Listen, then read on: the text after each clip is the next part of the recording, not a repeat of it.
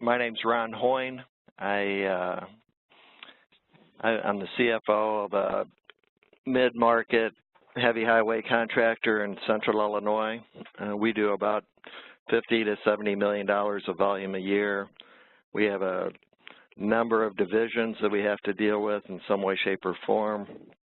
I'm a relatively old guy, so if old people can do this, probably all of the youth of the construction industry can handle it as well.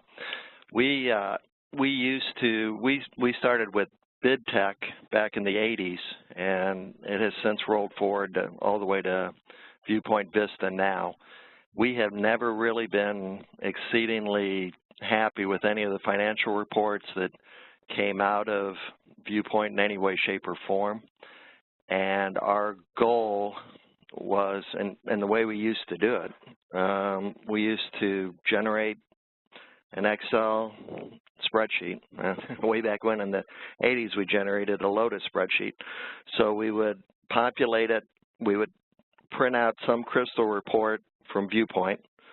We would take that data, hard-code it into whatever spreadsheet we had built, and generate the information in financial statements or whatever. We'd let the Excel build it all, and we'd have all sorts of macros built in there and all that sort of stuff. So when we saw global software, our hearts sort of jumped up and down because all of a sudden we could make this happen in some way, shape, or form. It was pretty exciting to go. And I think if we go on to the next slide, so the things that are most important to us as a contractor, and probably to all of you guys, is generating a monthly WIP report. So the goal is every month to generate a WIP report that in some way, shape, or form is reliable. And ours, I just showed our simple form. We have many more columns, but this was what fit on the screen, so it started. We have a contract amount. We have original estimated profit, revised estimated profit, our cost to date, and then we show the remaining contract. So then in order to make that happen, we can't make that happen very easily with any of the Viewpoint progress reports.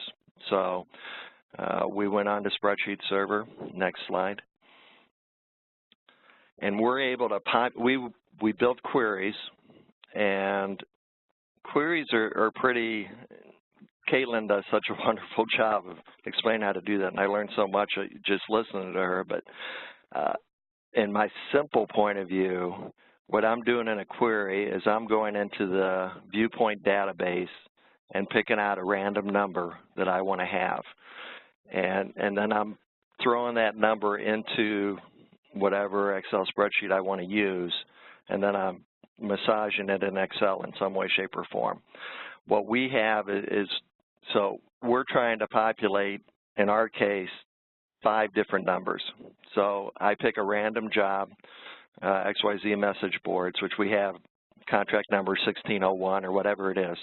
So we go look and we say, I want to look in contract 1601, I want to find a contract cost to date, I want to know my build to date number, I want to know my material to date, my actual labor to date, and I wanted to know what my estimated labor was, because mostly we generate completion based on percentage of completion using the cost to cost method, but in some of our divisions we find that using labor to estimated labor is a better measure of percentage of completion.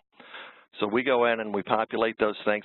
It's pretty, you know, I don't use all of those boxes that Caitlin was showing us how to use. I just copy the formula down. So when I add the 5th job next month, I just drag row 4 down to row 5 and it's there. And then I just put in the contract number and it'll populate it that way. So it's actually pretty quick. The only thing I have to change every month before I populate a WIP schedule is I have to change the date that we're looking for, which we have highlighted in row A, and then I have to add any contracts that we have to do. So then the next slide. So what we're doing in order to get our current costs is we built a query and we said go look in column A or whatever it is.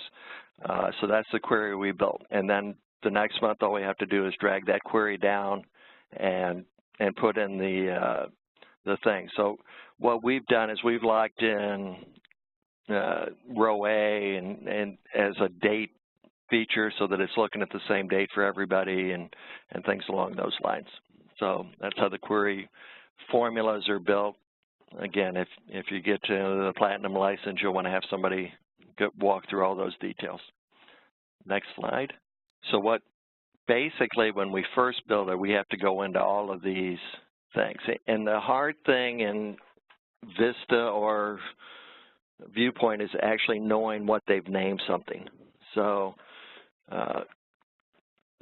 there's Spreadsheet Server, and it's specifically Hutch, who was our trainer, helped us a lot. And he had a sort of some sort of master template of database names that Viewpoint had used so that we would know where to look at. In a lot of cases, if we don't have an idea what the database feature specific cell is that we're looking for, we'll go into the Crystal report and see what they've defined it as, and then say, okay, that's the column or that's the database entry we want, and then we'll go ahead and feature it in this thing. So next slide.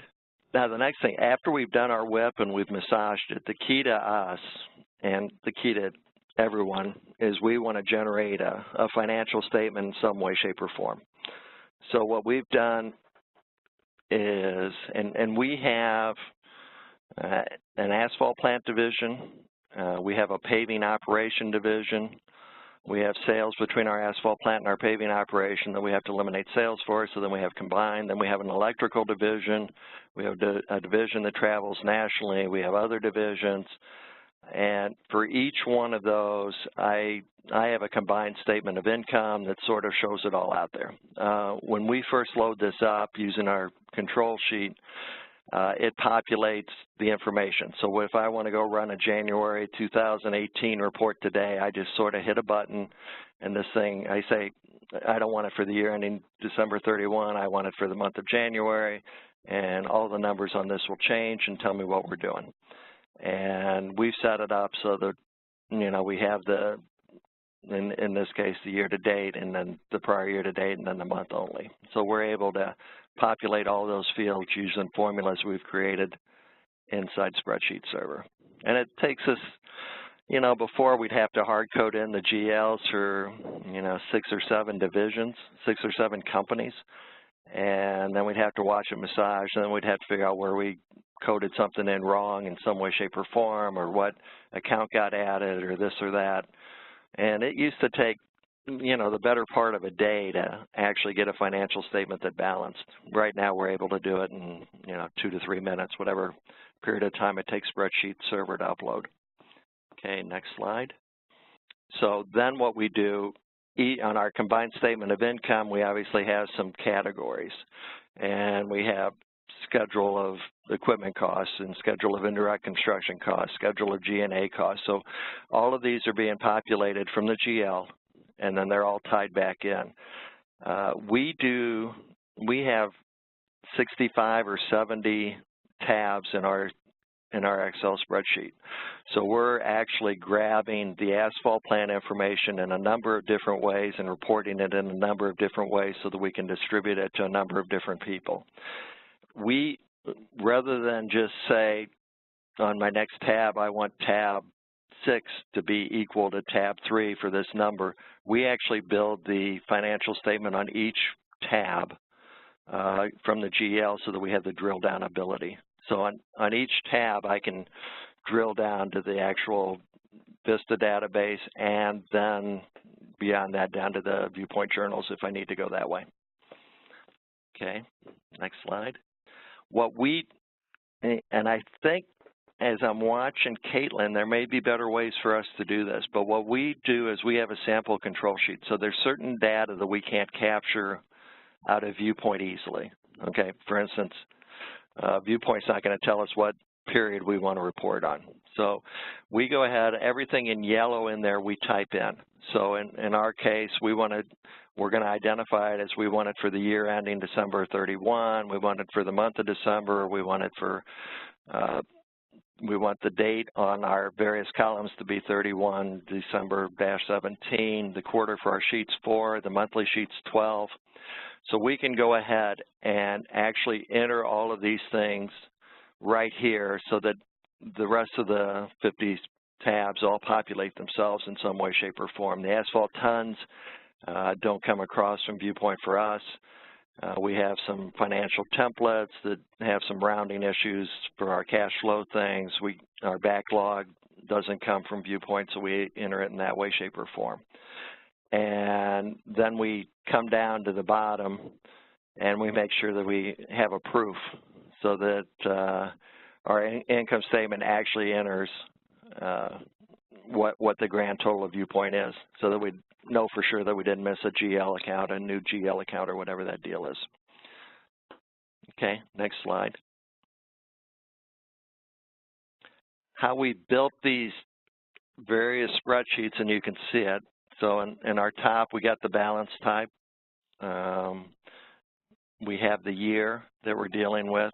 We have the format to date. We have the period 12, which all of those periods feed back to the control sheet, so that when I change from period 12 to period 1 on the control sheet, it'll automatically identify all those periods here and populate. We have the companies that we're dealing with in some way, shape, or form.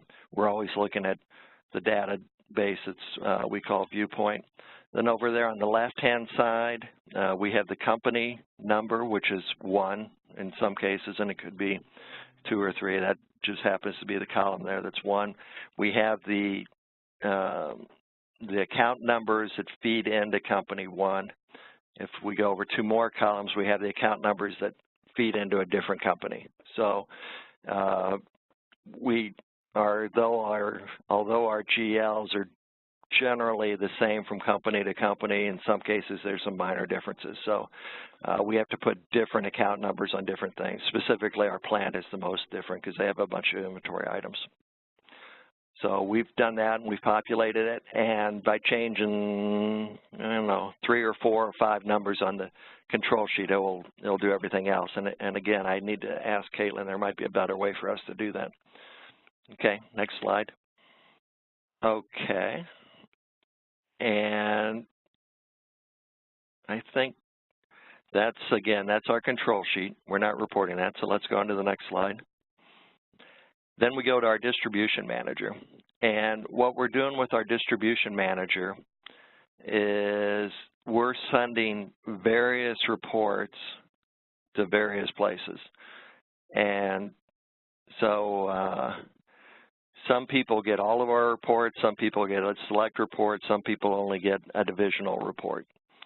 And then on the email subject line, we go ahead and add something. In our case, you can also, I write a little 1-page monthly summary for everybody. And you can go ahead and include that as well as a Word document. So we type in the Word document, we attach that to the file they're getting so that people can see the narrative on the statement, because I don't know about all of you, but some of the readers of my financial statements don't bother to read it. They just want a quick synopsis based on whatever I tell them. So then we specify the various worksheets that are in there.